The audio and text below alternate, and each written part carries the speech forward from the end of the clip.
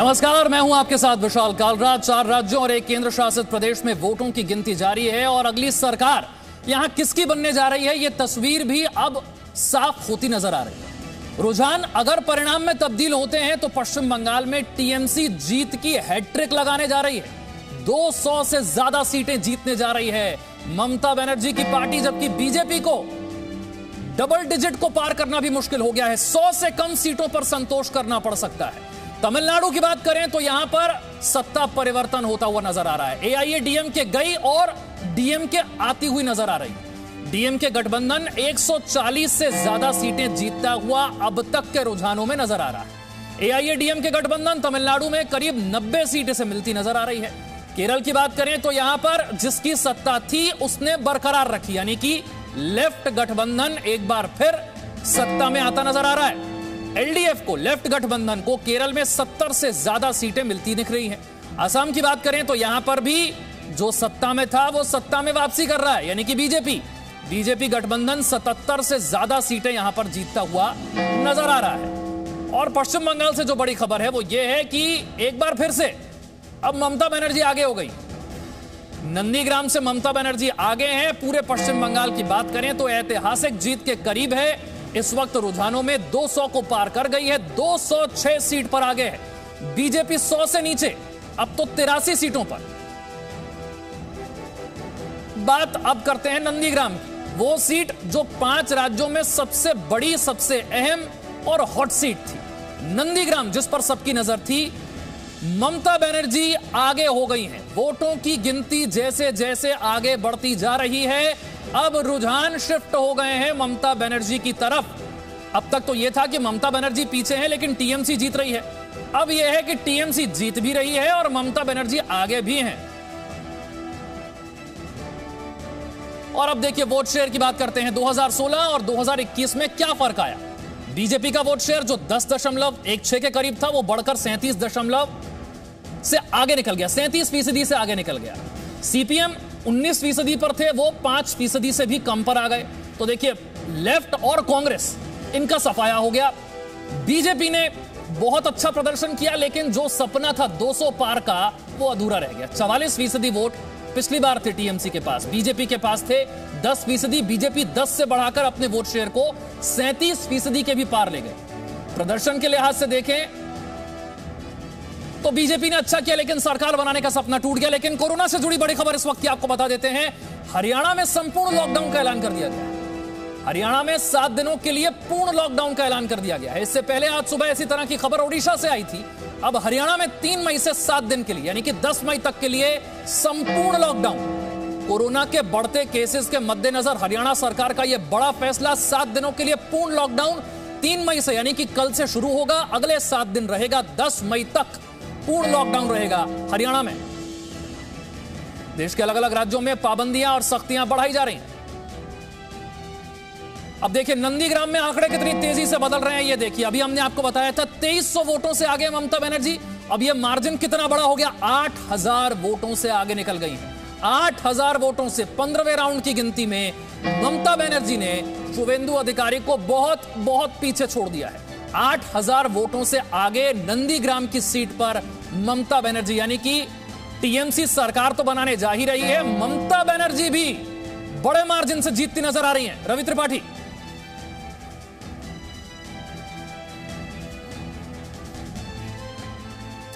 रवि, अगर आप मुझे सुन पा रहे हैं, 15वें राउंड की गिनती में मार्जिन 8000 वोटों से आगे।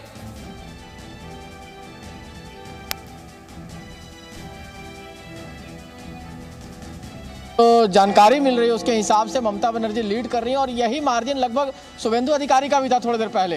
अगर 11 राउंड की बात करें तो 11 राउंड के आसपास शुवेंदु अधिकारी भी 9000 के मार्जिन से आगे चल रहे थे और ये कड़ी टक्कर मानी जाए। 8000 का मार्जिन बहुत ज़्यादा मार्जिन नहीं माना जाता विधानसभा में और अभी हो सकता है 7 से 8 राउंड और भी चुनाव काउंटिंग होना है।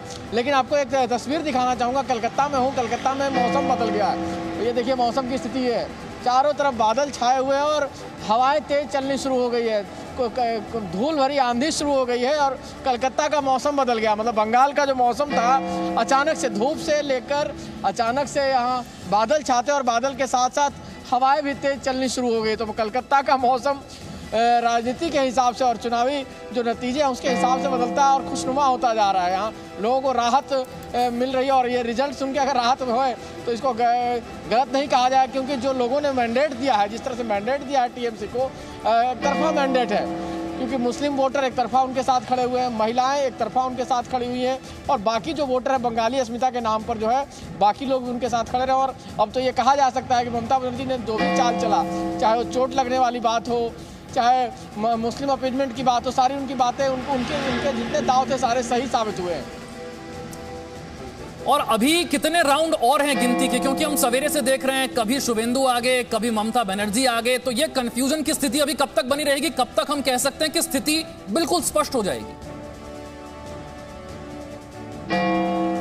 देखिए अभी कम से कम 2.5 से 3 घंटे और लगेंगे। मतलब लगभग 5-6 बजे के आसपास जाके ही स्थिति क्लियर होगी। जब ऐसी फाइट होती है तो कई राउंड लंबा खींचता है मामला, 28 राउंड तक, मैक्सिमम 28 राउंड तक भी काउंटिंग होती है।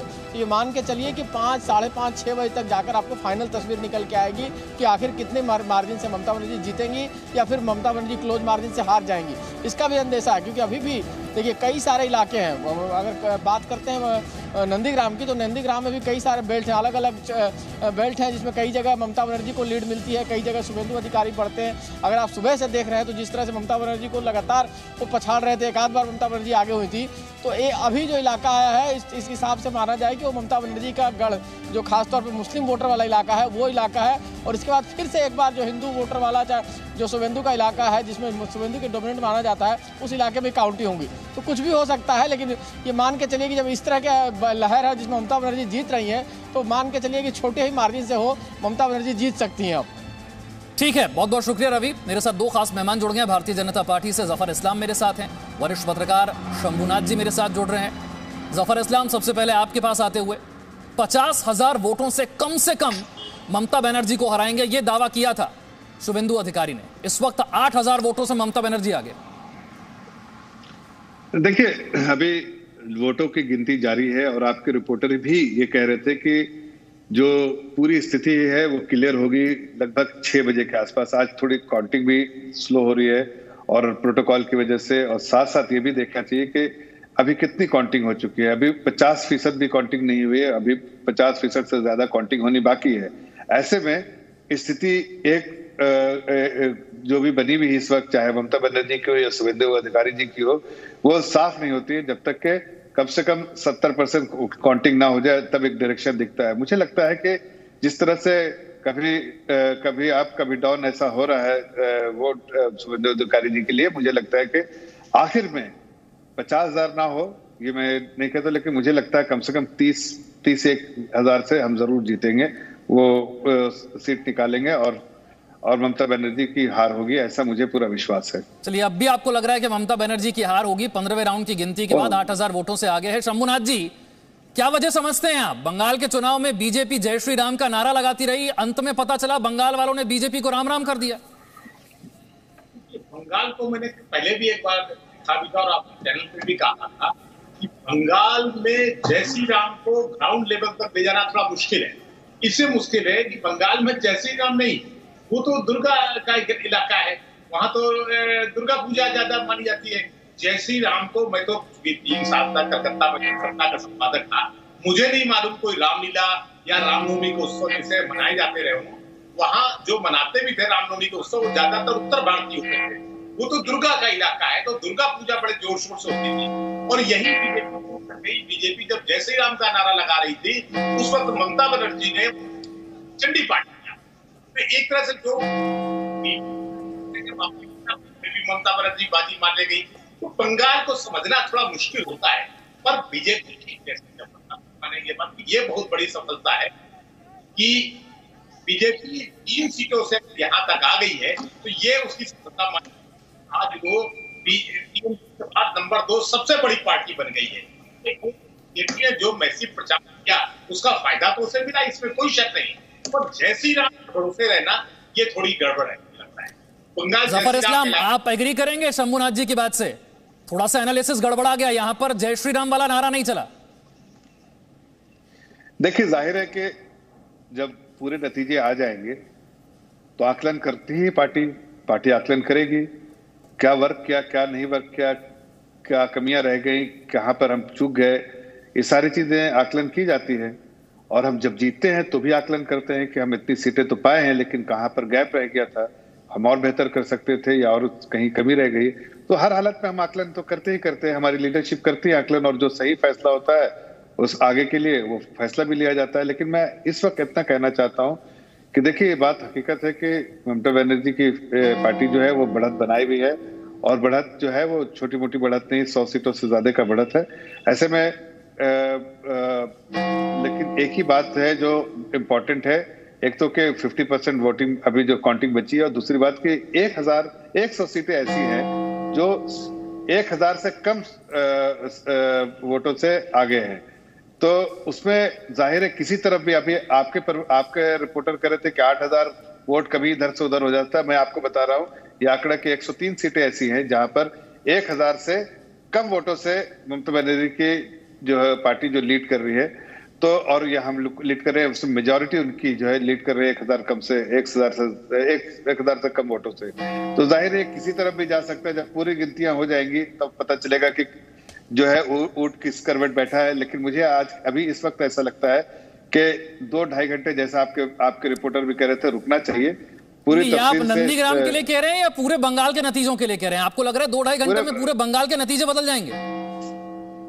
हाँ, मैं उसी परिप्रेक्ष्य में कह रहा था, इसलिए कि अगर आप पूरी स्थिति को देखें, जैसा मैं आपसे अर्ज कर रहा था कि 103 सीटें ऐसी हैं जहां पर 1000 वोटों से कम लीड है। अब 1000 वोट तो बहुत ज्यादा नहीं होते जब आपके 15 राउंड की काउंटिंग हुई है, 15 राउंड की काउंटिंग बाकी है। 1000 वोट तो कभी इधर से उधर हो सकते हैं। 1000 वोट से कम सीटें वोटों से आगे हो सकता है 100 वोट हो, कहीं पर 102 हो, 105 हो, 205 हो, 10 700 हो, 800 हो, लेकिन 1000 से कम है। तो वो कभी भी इधर से उधर पलड़ा बदल सकता है, और मुझे लगता है कि वो ऐसा होगा। अभी भी मुझे पूरी उम्मीद है कि हम सिंपल मेजोरिटी से जरूर जीतेंगे। चलिए, अभी भी आपको उम्मीद है। विकास सिंह मेरे साथ जुड़ गए हैं, टीएमसी के सपोर्टर है। विकास जी, आप भी 2-2.5 घंटे इंतजार करना चाहेंगे, अभी बधाई स्वीकार करेंगे?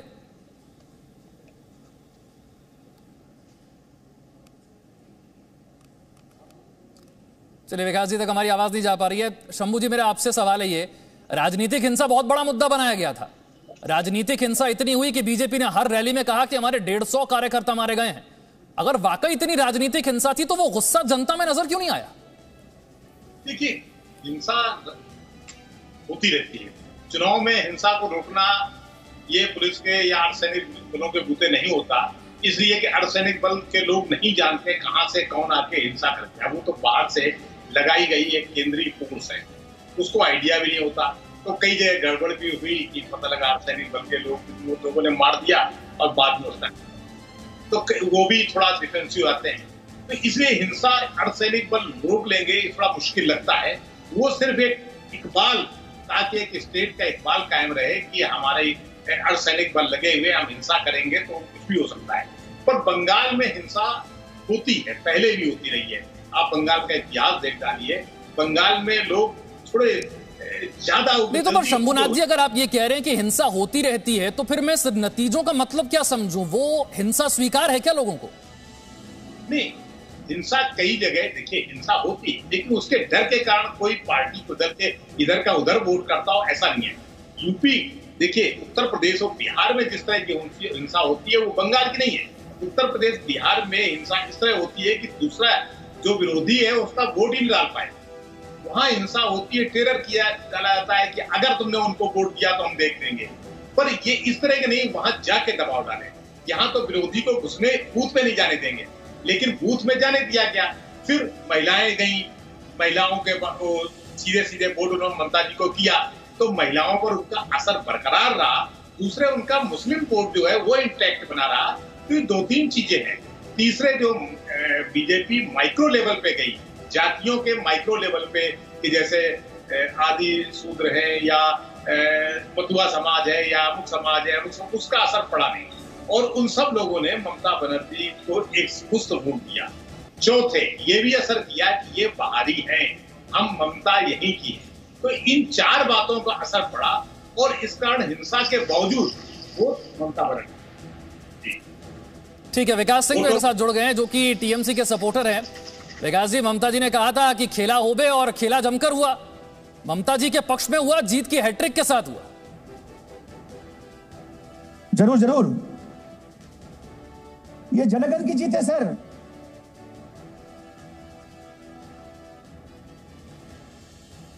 विकास जी की आवाज लगता है पहुंच नहीं पा रही है मेरे साथ। जो बात शंभुनाथ जी ने कही मैं उसको आगे बढ़ा रहा हूं, जफर इस्लाम के पास जा रहा हूं। आपने राजनीतिक हिंसा की बात की, राजनीतिक हिंसा हमने देखी भी। आपने कहा 150 कार्यकर्ता मारे गए, फिर वो गुस्सा क्यों नहीं है जनता में, या हिंसा को स्वीकार कर लिया गया? क्या वजह समझते हैं आप?